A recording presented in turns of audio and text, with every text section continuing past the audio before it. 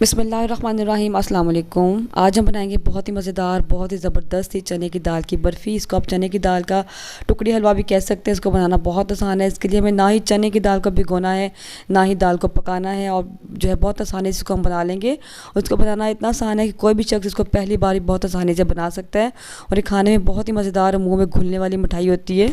इस वीडियो में मैंने कोशिश की है कि चने की दाल की बर्फ़ी बनाना आपके लिए बहुत आसान हो जाए। तमाम स्टेप्स मैंने अच्छे तरीके से आपको बताने की कोशिश की है, तो आपने वीडियो को पूरा देखना है ताकि रेसिपी की प्रॉपर समझ आ सके और आप ही बहुत आसानी से इस चने की दाल की बर्फ़ी को घर पर बना सकें। तो चलिए इसको बनाना शुरू करते हैं। इसके लिए मैंने यहाँ पर 1 कप चने की दाल ली है। इस दाल को हमने भिगोना बिल्कुल नहीं है। इसको इस तरीके से किसी जो बास्केट में डालकर ऊपर थोड़ा थोड़ा पानी डालते इसको हम अच्छे तरीके से धो लेंगे ताकि इसकी तमाम मिट्टी अच्छे से निकल जाए। आप चाहें तो उसको गीले कपड़े की मदद से भी साफ़ कर सकते हैं। इस तरह अच्छे से एक बार पानी से धोने के बाद इसको ड्राई कर लेना है। इसका पानी हमने खुश्क कर लेना है। उसके लिए हमने क्या करना है, कोई किचन टॉवल लेना है, कोई भी आप जो है दस्तरखान वगैरह ले सकते हैं। उसके ऊपर इसको फैलाकर इसका पानी अच्छे तरीके से आप खुश्क कर लें, और इसका पानी खुश्क करने के बाद इसको आप चाहें तो धूप में फैला दें ताकि ये ड्राई हो जाए ऊपर से। या चाहें तो उसको आप मेरी तरह जो है ड्राई रोस्ट भी कर सकते हैं। टाइम कम है, इसको आपने इस तरह पैन में डाल के ड्राई रोस्ट कर लेना है। आप देख सकते हैं दाल बिल्कुल खुश्क हो चुकी है, यानी इसका पानी ड्राई हो गया, लेकिन ऊपर से भी थोड़ी थोड़ी सी गीली है। तो इस तरह पीसना उसको मुश्किल होगा, तो उसको मैं पहले ड्राई रोस्ट कर लेती हूँ। अगर आपके पास टाइम है तो आप इसको थोड़ी देर धूप में फैला दें ताकि ये ऊपर से खुश्क हो जाए। तो हमने इसको बिल्कुल ब्राउन नहीं करना या भूनना नहीं है, बस हल्का सा इसको हम इस तरह पकाएंगे तो उसका जो ऊपर वाला पानी होगा, थोड़ा सा जो गीली है वो नमी है वो खुश्क हो जाएगी, दाल हमारी दोबारा से क्रिस्पी हो जाएगी। ठीक है, तो इतनी देर आपने इसको रोस्ट करना है, कलर इसका चेंज ना होने पाए। इसको लो फ्लेम पर हम भून लेंगे। दाल को हमने भून लिया, ये बिल्कुल ड्राई हो चुकी है, और आप देखें इसकी आवाज़ सुने, ये बिल्कुल दोबारा पहले की तरह खुश्क हो गई है। ठीक है, बस अब यहाँ पर मैं चूल्हे को कर दूँगी बंद और इसको हम ठंडा कर लेंगे। तो देखिए दाल यहाँ पर ठंडी हो चुकी है, बिल्कुल क्रिस्पी हो चुकी है। तो बस इसको अपने पीस लेना है, किसी कॉफ़ी ग्राइंडर में डाल के, ये चॉपर है तो उसमें आप पीस लें। इसको अच्छे से हम जितनी बारीक कर सकते हैं उतना हम इसको बारीक कर लेंगे। 2-3 बार चलाते हुए इसको हम अच्छे से बारीक कर लेंगे। सारी दाल को मैंने पीस लिया है, और इसको क्या करेंगे, अभी काफ़ी मोटी मोटी सी है, इसको किसी स्ट्रेनर में डालकर, छलनी में डालकर छान लेंगे ताकि बारीक दाल अलग हो जाए और जो ज़्यादा ही मोटी मोटी दाल है वो ऊपर रह जाए। उसके बाद उसको हम दोबारा से पीसेंगे। अब आप ये सोच रहे होंगे कि इस तरीके से छान कर ही हमने लेना है, और ये नीचे पाउडर जो हमारे पास आया है बिल्कुल बेसन लग रहा है, तो इससे बेहतर हम बेसन ले लें। तो ऐसा बिल्कुल नहीं है। ये जो हमारे पास नीचे पाउडर आया है काफ़ी दानेदार है, और इसकी और बेसन के टेक्सचर में ज़मीन आसमान का फ़र्क है, बिल्कुल मुख्तलिफ टेक्सचर है। ये बहुत दानेदार दाल हमारी बनकर तैयार होगी, दाल की बर्फ़ी। तो अब जो दाल ऊपर बच गई है मोटी सी, इसको हम दोबारा से ड्राई रोस्ट करेंगे, और करने के बाद फिर दोबारा पीस लेंगे। तो बहुत बारीक पाउडर ना बने कोई मसला नहीं है, इसको अब थोड़ी सी दानेदार ही रहे तो हमें इतनी ऐसी ही चाहिए। तो इसको हमने पीस लिया। जो ऊपर दाल बची थी हमारे पास छानने के बाद, इसको हमने ड्राई रोस्ट करने के बाद दोबारा से पीस लिया। उसको छान लेंगे और देख लेते हैं कितना जो है हमारे पास बाकी मोटी दाल कितनी बचती है। तो देखिए तकरीबन दाल सारी पीस चुकी है। जो थोड़ी बहुत इसकी में दाने दाने से हैं इसको हम इसी में शामिल कर देंगे। इससे चने की दाल का टेक्सचर बहुत अच्छा हो रहा है, पता चलता है कि हम चने की दाल की मिठाई खा रहे हैं, बर्फ़ी खा रहे हैं। तो बस इसको इसमें शामिल कर देंगे। ये बाद में बहुत अच्छे से सॉफ्ट हो जाते हैं, बिल्कुल भी पता नहीं चलता। बस ये चने की दाल का पाउडर हमारे पास बनकर तैयार हो चुका है। ठीक है, इसको हम साइड पे कर देते हैं। तो मिठाई बनाने से पहले जिस बर्तन में हमने इसको सेट करना है उसको हम ग्रीस कर लेंगे। तो मैंने यहाँ पर एक बेकिंग ट्रे ली है, इसको मैं घी से ग्रीस कर लूँगी। ठीक है, अच्छे से ग्रीस कर लेंगे, और एक्स्ट्रा जितना ऑयल या घी होगा इसको टिश्यू पेपर से हम साफ़ कर देंगे। ये काम अपने पहले करना है मिठाई बनाने से।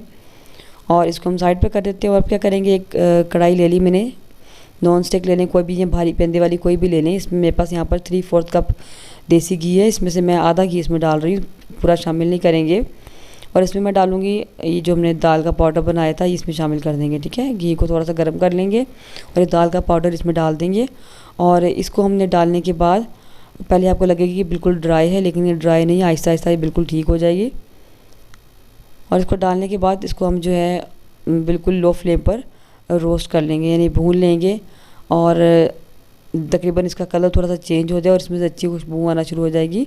इतनी देर हम इसको भूनेंगे। ठीक है, इस तरीके से चने की दाल की बर्फ़ी बनाना बहुत ही आसान है, बिल्कुल भी नीचे नहीं लगती। आप जब पकाकर चने की दाल को बनाते हैं या भिगोकर बनाते हैं वो नीचे बहुत ज़्यादा लगती है और आपके हाथ थक जाते हैं भूनते भूनते। ये बहुत आसान तरीके, इस तरीके से आप बनाएं तो बहुत झटपट बन जाती है, बिल्कुल भी नीचे नहीं लगती। तो इस तरीके से हम भूनते रहेंगे, आहिस्ता आहिस्ता आप देखेंगे कि इस तरीके से इसने घी जो है थोड़ा छोड़ना शुरू कर दिया और थोड़ा सा कलर भी इसका चेंज हो चुका है। और मुकम्मल हमने इसको अभी नहीं भूना, ठीक है। इसमें से अच्छी सी खुशबू आ रही है, लेकिन हमने इसको ज़्यादा ब्राउन अभी नहीं किया। तकरीबन आधी ये हमने दाल को भूना है। तो इस स्टेज पे क्या करेंगे, मेरे पास यहाँ पर आधा कप, आधी प्याली, जिस प्याली से हमने दाल को नापा था, जिस कप से, उसी कप से मैंने पानी को नापा है, और आधा कप ये पानी का है। ये इसमें शामिल करके इसको ढक देंगे फ़ौरन से। इस स्टेप करने से क्या होगा कि दाल का जो दाना है वो थोड़ा सा सॉफ्ट हो जाएगा, थोड़ा सा खिल जाएगा, और दाल हमारी बहुत ही नरम नरम बनेगी। इसमें हमें पकाने की ज़रूरत नहीं है, क्योंकि हमने दाल को पकाया नहीं है, भिगोया नहीं है, इसलिए इस तरीके से क्या होगा, दाल का दाना हमारा बहुत ही सॉफ्ट हो जाएगा। थोड़ी देर बाद ढक्कन को हटा देंगे और इसको हम दोबारा से भूनना शुरू करेंगे। यहाँ मैंने फ्लेम को बिल्कुल हल्का किया हुआ है, बिल्कुल लो किया हुआ है। कवर हटा लेते हैं और उसको हम भूनना शुरू करते हैं। पहले मैंने इसको कवर हटाकर तमाम पानी को हर जगह फैलाया था, ताकि अच्छे तरीके से तमाम दाल में पानी एब्जॉर्ब हो जाए। अब यहाँ पर इसको दोबारा से भूनना शुरू करेंगे। इसमें हमने पानी डाला है तो ये दोबारा से गीली होगी, इसको भूनते रहेंगे। और इसको जो है थोड़ा सा मैं इसमें घी और शामिल करूँगी। जो घी हमने पहले इसमें डाला था, पौना कप यानी 3/4 कप घी हमने लिया था, उसमें ज़्यादा घी हमने पहले डाला था, और 2-3 चम्मच खाने के हम इसमें मज़ीद घी के डालेंगे और इसकी भुनाई शुरू करेंगे। ये नीचे बिल्कुल नहीं लगेगी, बस आपने इसको हल्के हल्के हाथ से भूनते रहना है लो फ्लेम पर। आहिस्ता आहिस्ता क्या होगा, जब हमने इसमें पानी डाला है वो ड्राई होना शुरू होगा। अभी तो ये दाल आपको इकट्ठी इकट्ठी लग रही है, क्योंकि हमने इसमें पानी डाला है। जब पानी खुश्क होना शुरू होगा तो ये आहिस्ता आहिस्ता बिखरना शुरू हो जाएगी, पानी इसका ड्राई होना शुरू हो जाएगा और ये भुनाई की तरफ जाएगी। आप देख सकते हैं दाल यहाँ बिखरना शुरू हो गई। थोड़ा सा घी मैं इसमें मज़ीद डाल रही हूँ, 1 टेबल स्पून के बराबर, मुझे कम लग रहा था घी, और उसको भूनना शुरू करेंगे, ठीक है। अभी आहिस्ता आहिस्ता पानी इसका ड्राई हो रहा है, ये बिखरना शुरू हो रही है, और आहिस्ता आहिस्ता क्या होगा, ये घी भी छोड़ना शुरू कर देगी, ठीक है। इतनी देर हमने इसको भूनना है कि ये घी छोड़ना शुरू कर देगी और कलर इसका चेंज हो जाएगा मज़ीद। तो जो मैंने 3/4 कप घी लिया था, उसमें से मेरा थोड़ा सा घी फिर भी बच गया है। और देखिए यहाँ पर दाल जो है भूनते भूनते कलर इसका चेंज हो गया, और इस तरीके से हम बर्तन को इस तरह टैप कर रहे हैं, बर्तन को मार रहे हैं, तो क्या हुआ है, तमाम घी ऊपर आ जाता है। ये निशानी होती है कोई भी चीज़ जब रोस्ट हो जाती है तो उसका घी ऊपर आ जाता है। आप देख सकते हैं इस तरह बर्तन को झाड़ने से क्या होता है, तमाम घी इसके ऊपर आ गया है। जब ये दाल अच्छे से भुन जाएगी दोबारा से, तो क्या होगा, इसकी में डालेंगे 1 कप दूध। जिस कप से मैंने दाल को मैयर किया है, उसी कप से चीनी को नापा है, उसी कप से मैंने पानी नापा है, और उसी कप से दूध को नापेंगे, ठीक है। तमाम मेजरमेंट्स एक ही कप से हमने किए हैं। आप भी कोई एक बर्तन सेट कर लें और उससे तमाम चीज़ों को जो है आप नाप लें। तो 1 कप दूध मैंने यहाँ पर लिया है। दूध डालकर इसको मिक्स करना शुरू करेंगे। फ़ौरन से ये जो है ना दूध को एब्जॉर्ब कर लेगी और ड्राई होना शुरू हो जाएगी दाल। जैसे हम सूजी का हलवा बनाते हैं, वो खुश्क हो रहा था, फ़ौरन से पानी को एब्जॉर्ब कर लेता है, इसी तरीके से। अब यहाँ पर मैंने लिया है 1 कप चीनी, और चीनी आप चाहें तो थोड़ी सी कम भी कर सकते हैं, लेकिन 1 कप चीनी बिल्कुल ठीक है। चीनी डाल कर इसको दोबारा से मिक्स करेंगे। अगर तो यहाँ पर आपको चीनी मेल्ट हो जाती है और दाल दोबारा से नरम हो जाती है, फिर तो ठीक है। और अगर आपको लगता है कि चीनी इसमें ठीक से मेल्ट नहीं हो रही और अभी दाना इसमें है, तो आप 2-3 चम्मच इसमें दूध के शामिल कर सकते हैं। तो मेरी चीनी यहाँ पर अभी मेल्ट नहीं हुई थी, तो मैंने 2-3 खाने के चम्मच दूध के इसमें मज़ीद डाली है, ताकि चीनी आहिस्ता आहिस्ता मेल्ट होना शुरू हो जाए। दूध डालना है, बेशक चाहें तो आप पानी भी इसमें शामिल कर सकते हैं, ठीक है। तो 2-3 चम्मच मैंने दूध के इसमें मज़ीद डाले हैं, ताकि चीनी हमारी मेल्ट हो जाए और बिल्कुल दाना इसका ख़त्म हो जाए, ठीक है। और इसकी हमने इतनी देर पकाना है। बुनाई तो हम इसकी कर चुके हैं, अब हम इसको इतनी देर पकाएंगे कि बिल्कुल पैन को छोड़ देगी और एक डो की शक्ल इख्तियार कर लेगी। अब यहाँ पर मैंने 4-5 इलायचियों को लेकर चीनी के साथ पीस लिया। इलायची पाउडर भी आप डाल सकते हैं, लेकिन मेरे पास पाउडर नहीं था, तो मैंने जो चीनी इसके अंदर डालनी थी उसी में से थोड़ी सी निकाल कर उसके अंदर इलायची डाल के इसको मैंने पीस लिया। इससे क्या होता है, बिल्कुल बारीक पाउडर आसानी से बन जाता है इलायची का। और अब इसको इतनी देर हम पकाएंगे, बिल्कुल ये बर्तन छोड़ देगी, इकट्ठी हो जाएगी। जितना ज़्यादा आप इसको पकाएंगे उतनी ही अच्छी आपकी मिठाई की जो है ना बर्फ़ी सेट होगी, ठीक है, टुकड़ियाँ सेट होंगी। क्योंकि हमने इसमें चाश तो बनाई नहीं है, इसलिए इसमें कोई डर नहीं है कि ये जो है बहुत ज़्यादा सख्त हो जाएगी, ऐसी कोई बात नहीं है। इसलिए आप इसको पकाते रहें। जितनी ज़्यादा ये अच्छे से पकेगी, जितनी ज़्यादा सख्त होगी, उतनी अच्छे से सेट होगी, ठीक है। तो बस मैंने थोड़ा सा 1-2 टेबल स्पून दूध के मज़ीद डाले, क्योंकि चीनी का दाना अभी ख़त्म नहीं हुआ था। और बस इसको पकाते रहना है, ताकि दूध बिल्कुल खुश्क हो जाए और इसके ख़राब होने का भी डर ना हो, और अच्छे से सेट हो जाए। देखिए यहाँ पर ये अच्छे से सेट हो चुकी, पक चुकी है। इसको हम निकाल लेंगे। आप चाहें तो इससे ज़्यादा भी पका सकते हैं, ताकि और अच्छे से सेट हो जाए, क्योंकि ये सख्त नहीं होगी। चाश हमने इसमें नहीं बनाई, तो इसलिए सख्त होने का बिल्कुल डर नहीं है। बस इसको मैंने निकाल लिया उस बर्तन में जिसको हमने पहले ग्रीस किया था, इसको अच्छे से हम सेट कर लेंगे। और जितनी मोटाई हमने चाहिए उतना ही हम इसको फैला लेंगे, ऊपर से बिल्कुल बराबर कर लेंगे, इक्वल कर लेंगे। और इसके बाद मैं ऊपर से लेवल करने के बाद उसको पिस्ता और बादाम से गार्निश कर दूँगी। किसी भी ड्राई फ्रूट से चाहे आपको गार्निश कर लें, नहीं तो आप इसको ऐसे भी जो है सेट कर सकते हैं।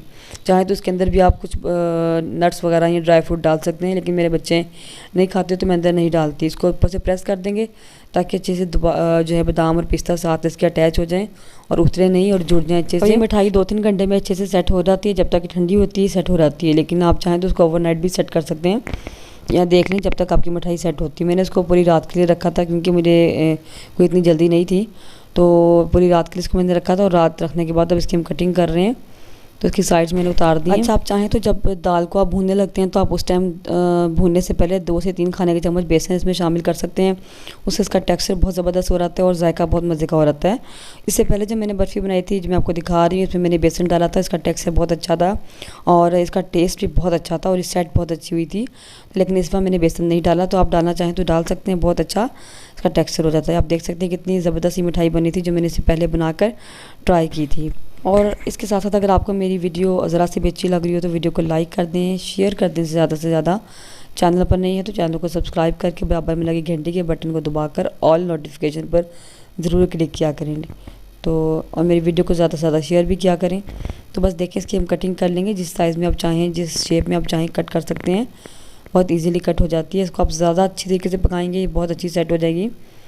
तो देखिए माशाल्लाह हमारी चने की दाल की बर्फ़ी कह लें या टुकड़ी हलवा बनकर तैयार है। बहुत ही मज़े का बना है और बिल्कुल न्यू यूनिक स्टाइल है और इंशाल्लाह मुझे उम्मीद है कि रेसिपी आपको ज़रूर पसंद आएगी। इसको ज़रूर ट्राई करें, अपना फ़ीडबैक मुझे ज़रूर दें कि आपको ये कैसी लगी है। और अगर आपने इसको स्टोर करना हो तो 10-12 दिनों तक आप इसको जो है फ्रिज से बाहर स्टोर कर सकते हैं, लेकिन अगर आपने इसको ज़्यादा दिनों के लिए रखना हो तो उसको आप फ्रिज में रख लें और जब आपने इसको खाना हो तो फ्रिज से निकाल कर थोड़ा सा माइक्रोवेव करें और इसको आप खाएँ। बहुत ही मज़े की लगती है। और देखा आपने कितनी आसान तरीके से हमने ये मिठाई बनाई, बगैर इसको भिगोए दाल को और बगैर ही दाल को पकाए, बहुत आसानी से हमने इसको बना लिया। तो मैं इसको आपको जो है एक तोड़ कर भी चेक करवाती हूँ, कितनी सॉफ्ट और मॉइस्ट बनी है, मुंह में घुलने वाली, बिल्कुल बहुत ही ज़बरदस्त टेक्सचर है इसका। तो ये देखिए माशाल्लाह कितनी नरम है और टूटती बिल्कुल नहीं है कि आप बिखरे या टूटे, और ना ही बहुत ज़्यादा नरम है कि बिल्कुल ये सेट ना हो, और ना ही बहुत ज़्यादा सख्त है कि खाई ना जाए। तो बहुत ही मज़े की बनती है, इसको आपने ज़रूर बनाकर ट्राई करना है। बहुत ही आसान रेसिपी है। तो मुझे उम्मीद है आपको इंशाल्लाह ज़रूर पसंद आएगी। मिलते हैं इंशाल्लाह किसी नेक्स्ट वीडियो में किसी नई मज़ेदार सी रेसिपी के साथ। तब तक के लिए अल्लाह हाफ़िज़, दुआ में याद रखिएगा।